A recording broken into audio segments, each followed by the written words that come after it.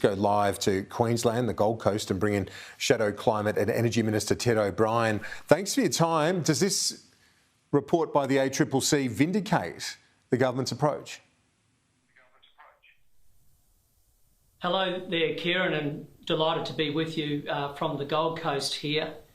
Look, I think we've had different reports over some period of time now since the government's come in that there are going to be reliability issues.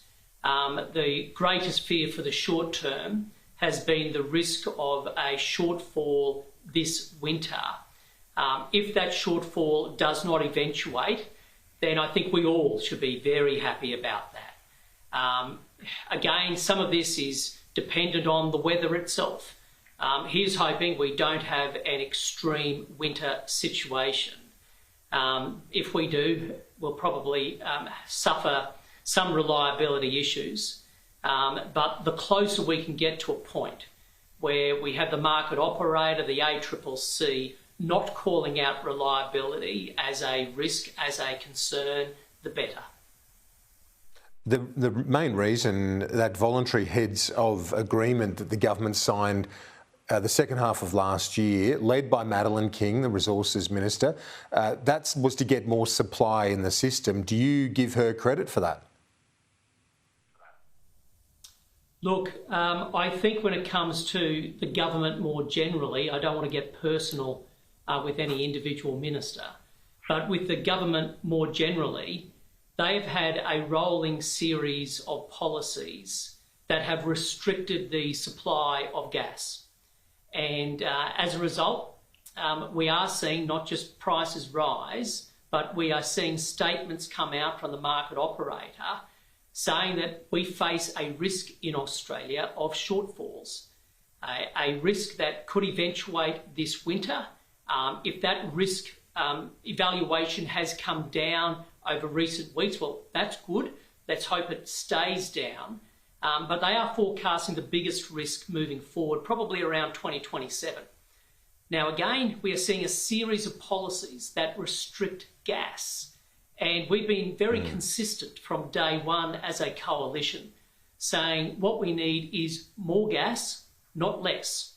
But when you take gas out of the capacity mechanism, when you implement a price cap, when you say there's going to be a mandatory code, when you do deals with the Greens that basically restrict development, well, of course, that leads to companies in this sector saying, we don't want to invest. And as a result, there's going to be supply shortages, and that also leads to prices going up, Kieran.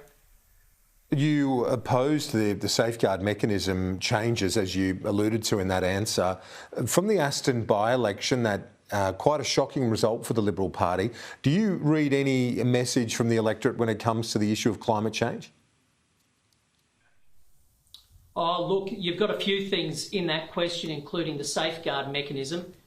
There's no doubt that the coalition was consistent on the safeguard mechanism, saying we don't believe it's the right pathway to decarbonise the Australian economy. And then if you look at the weekend, do we need to learn lessons from Aston? Absolutely we do. We need to be in a constant state of listening and learning. And, you know, Peter Dutton has been very clear about that. We do need to listen. We need to regroup and rebuild. That's what we'll be doing. In the portfolio area, Kieran, for which I'm responsible, climate change and energy, you know, there's not an electorate around the country where this isn't important. And that's why we're doing so much work at the moment at formulating policies that we'll take to the next election. Sure. And I have to say I'm pretty excited about some of the things we're looking at here. Well, it is a big cost of living question. A bit squeezed for time today. My apologies. We'll talk to you soon.